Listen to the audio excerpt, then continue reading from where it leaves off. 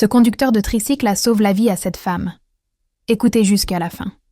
L'homme qui conduisait le tricycle et qui l'a amené là l'interpelle et lui dit jeune femme, excusez-moi, je ne sais pas. Vous venez chercher qui ici? Elle dit non, je viens chercher mon petit ami. Il habite là-dedans. Y a-t-il un problème? Il lui dit non, écoutez, en fait, il n'y a pas de problème. C'est que, bon, je ne sais pas, j'ai un mauvais pressentiment. Vous savez, moi, je fais le transport dans cette zone depuis longtemps.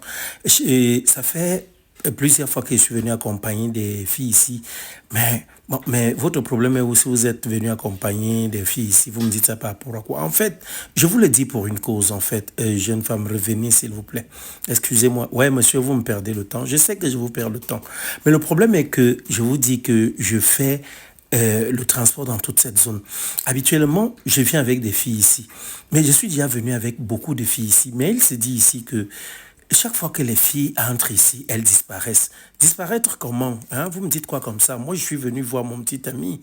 C'est lui qui m'a payé le billet d'avion depuis Abuja pour venir ici. Donc, venir le voir. Donc, lui, il m'envoie de l'argent tout le temps et il a décidé que je vienne le voir aujourd'hui. Donc, je ne sais pas de quoi vous parlez.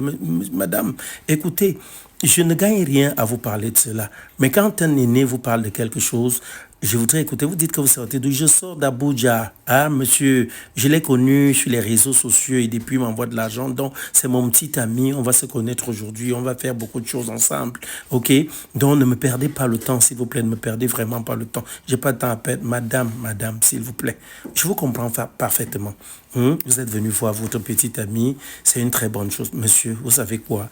Je ne voudrais pas que vous m'embarrassiez autant. OK, laissez-moi aller faire ce que j'ai à faire. Je vous en prie. Le monsieur lui pose la question. Vous êtes venu ici. Avez-vous dit à quelqu'un que vous êtes en train de venir ici? Maintenant, mon petit ami m'a dit non, de ne pas dire à quelqu'un. Donc vous êtes venu de si loin. Vous êtes arrivé ici sans dire à un membre de votre famille que vous venez là. Si vous venez là et quelque chose vous arrive, que diriez-vous? Quelque chose va m'arriver. Mais quelque chose peut vous arriver, on ne sait jamais. Mais dans tous les cas, écoutez, je vous fais une proposition, OK? Moi, je vais rester attendre ici. Comme vous avez déjà dit à votre petit ami que vous êtes là dehors, sans doute il va arriver. Je vais m'asseoir là, je vais attendre, OK? Dites-lui que je suis une connaissance, que je suis un de vos parents, peut-être même un oncle. Dites-lui, s'il accepte que vous entriez chez lui, il n'y a pas de problème. La dame dit, OK, il n'y a pas de problème. Au même moment, voilà le type qui arrive. Oh, mon amour, c'est comment ça va, chérie? Oui, ça va, tu as bien voyagé? Oui, oui, chérie, le voyage a été long. OK, c'est bien. J'espère que tu n'as dit à personne que tu venais comme je t'ai dit. Oui, je n'ai dit à personne. Personne n'est au courant. D'accord, OK, c'est une très bonne chose, d'accord. Pour commencer, ton téléphone est où? Le voici. OK, d'accord. Le gars prend le téléphone, il frappe à terre, il casse le téléphone. La dame dit, mais chérie, mais pourquoi tu casses mon téléphone? Tu détruis ça comment? Non, non, ça ne va te servir à rien. Je t'ai acheté un iPhone, OK?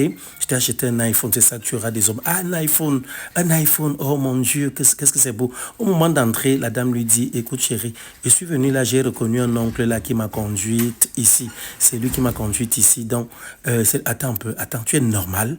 Tu es normal, tu dis quoi? J'ai reconnu un oncle là-bas, c'est lui là, c'est lui dans le tricycle là. Attends, tu es normal? Tu ne pouvais pas l'éviter? Comment as-tu pu le connaître? Mais il était là, il était garé. Je me suis dit, maman, attends, qu'est-ce que je t'avais dit? Que tu ne dises à personne que tu ne venais ici. Vrai ou faux? Maintenant tu es venu connaître. Non, ouais chérie, mais j'allais faire comment? Faire comment? Tu étais obligé de monter dans son véhicule. Ouais chérie, il a juste dit, dire quoi? Il a dit quoi? Ouais chérie, il m'a dit d'entrer dans le véhicule, mais ça veut dire quoi? Moi je te dis de venir ici. Et ouais chérie, allons dedans. Allez où? Allez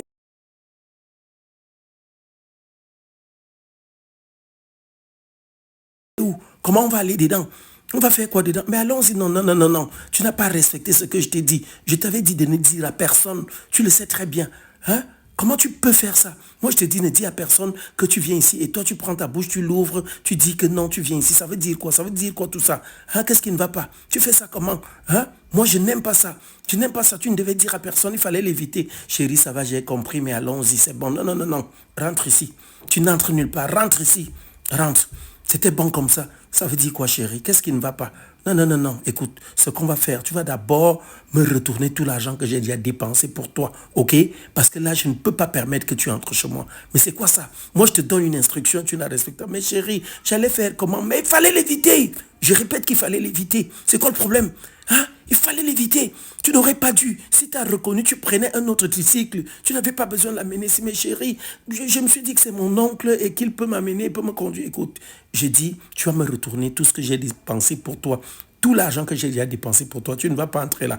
Tout ce que j'ai dépensé pour toi, hein? Franc après franc, tu vas me retourner tout ça.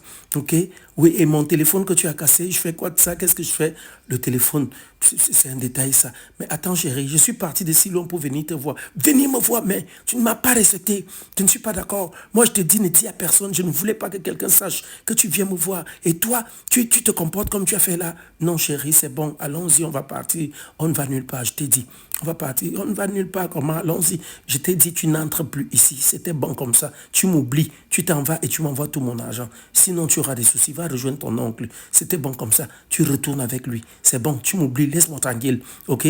Laisse-moi tranquille. Mais c'est qui ça même? Une idiote comme ça. Mais attends, chérie. Seulement pour ça là. Hein?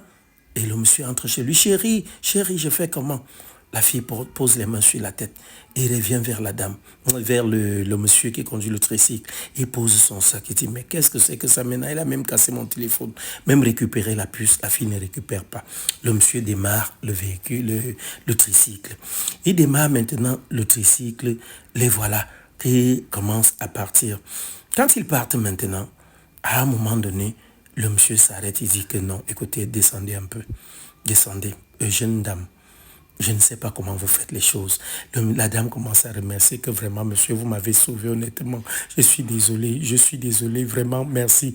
Merci pour tout. Le monsieur lui dit, vous n'avez pas besoin de me remercier. Je ne vous comprends pas. Comment vous pouvez partir d'Abuja, une ville aussi loin pour arriver ici. Vous prenez l'avion, vous venez voir quelqu'un que vous ne connaissez pas. Vous ne dites même pas à un membre de votre famille que voilà, vous êtes venu voir quelqu'un. Hein? Vous voyez, je vous ai dit, ce monsieur, moi je soupçonne qu'il fait un trafic et d'ailleurs tout le monde en parle ici. Il allait vous tuer, il allait récupérer vos organes, hein, juste pour le peu qu'il a dépensé pour vous. Vous venez ici, vous ne dites à personne, est-ce que c'est une bonne chose? Et franchement, de nos jours, la plupart des jeunes filles se comportent ainsi. Je parle bien des jeunes filles, elles sont très cupides, avides de gains, avides d'argent.